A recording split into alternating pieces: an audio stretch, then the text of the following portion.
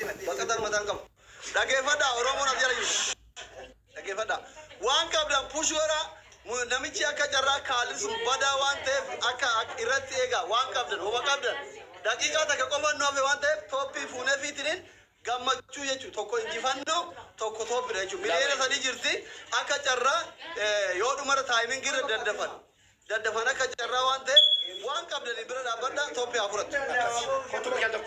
Daqiiqaa tokkoon nu hawaasa keenya assalaamu alaikum warahmatullahi wabarakatuh. Kennaa xiqqoo wayii namoonni bakka adda addaatti makiidhaa erganii jiru. Kennaan immoo xiqqoo hin qabu.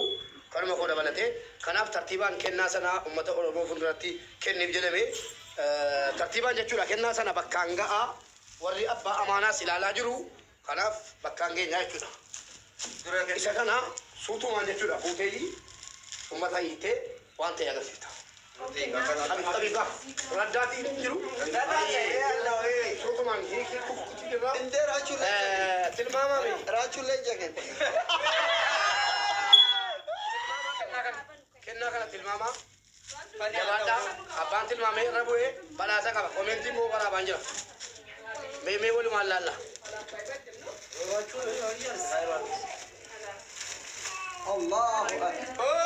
Waan jabaadha. Kennaan kuni agarsiifamuudhaaf yoo xiqqaate Itoophiyaa fudhattu deeqaa tokko taphaa. Deeqaa tokko taphaa Itoophiillee fudhattee push godhaa. Kennaan inni kuni dubbataaf Itoophiyaa jabulatte kana kennaaf wayi. Elaa qaba. Kottu raddaati. Banaa. Wanna godhu marratti galatee galateeffannaa ol keessa na wadaadde bina. Raddaatiin dabame kun qabeelee. Qaba nu dhiibdanii. Qaba. Kun kennaa jalqabaa makiidhaa kenname obboleettii keenya Sa'aadaa yookaan immoo Orokeen biyya Ameerikaa Minisoota irraa ergiteefi mee waan ta'e walumaan ofii keetii ilaali. Bani kaatu bani. Laafaa kanaadha dhiiyin. Akkasitti Minisoota irraa. Uummatoo taaptaap godha. Kunooti amaanaa kee biraasii ga'ee jira. Ammas itti si jira. Ammas kanuma si jira. Ammas ofiirratti kennaa qoyyaa sabara. Inni kun immoo alaabaa kanatti hedduu gammaddee jirti. Makiini dhugaa rabbii dubbachuudhaaf baay'ee jaallatti. Maal asitti alaabaa immoo qabdu akka jarraa obboleettii keenya Sa'aadaa yookiin Orokeen immarra asii. Kanaafi galatoomii siin jenna obboleettii keenya akkasumas kunillee kennaadhuma keetii obboleettii keenya mee waan ta'e walumaan bannee ilaallaa isiin.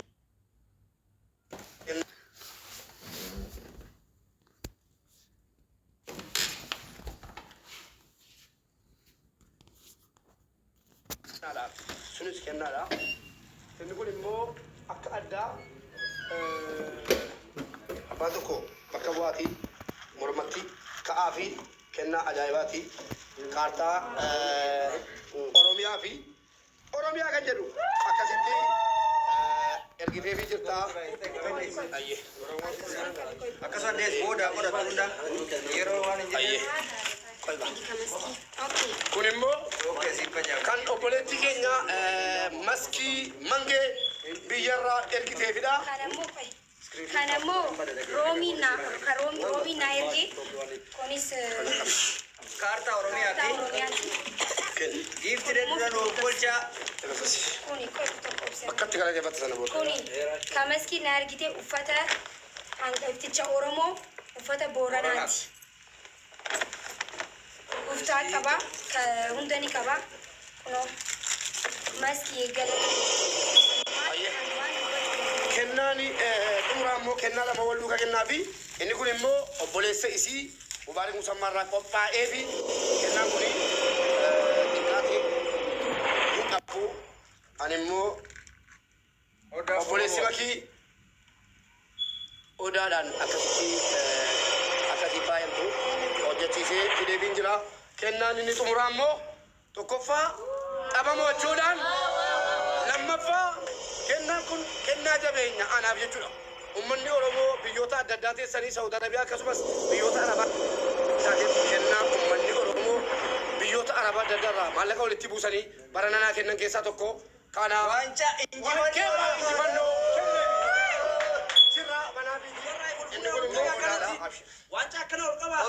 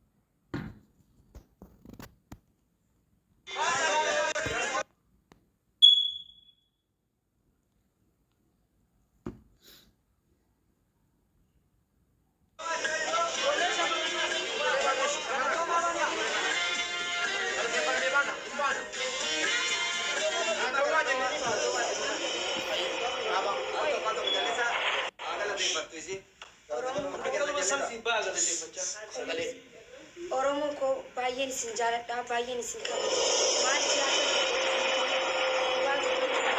Waan akka wanni jiru maaliif gisee hedduu ati Oromoo bikka hin buutuu naan jaan namoonni hedduun.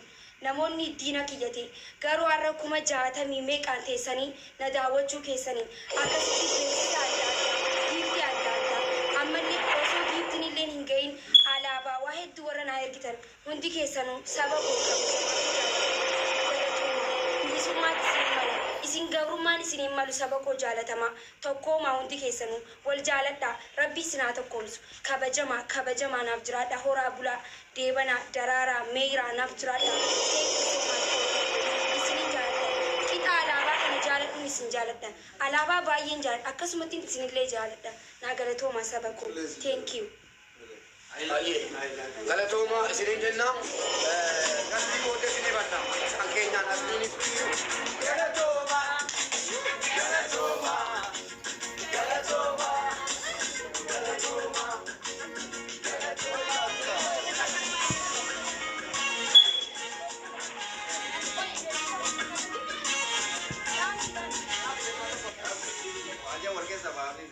waan hin irraanfadhee jira okutaa qoobsa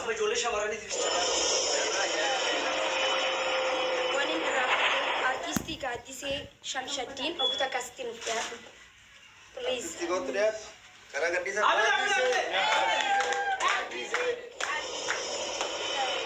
artistii gaaddisee jechuun anaaf obboleetii haadha saahiba waa hunda jechuun uffata kanallee isiitu diizaayinii naaf godhee maqaasitti bitanii bakka hundatti ni argamanii biyyattillee mana uffata haadha caayaa jedhamee kan beekamu akka Oromootti uffata mana guddaa qabanii hundi keessanuu warri biyya alaa jirtanii biyya keessa jirtanii gaaddisee gara toomii galataatti si mala thank you so much galatoomaa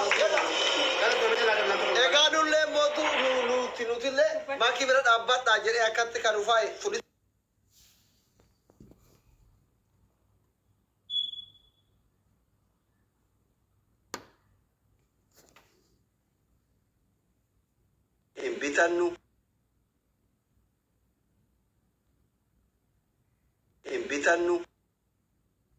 Hin bitannu waa takka hin jennu huccuu yoo mootuu fuunee uffata.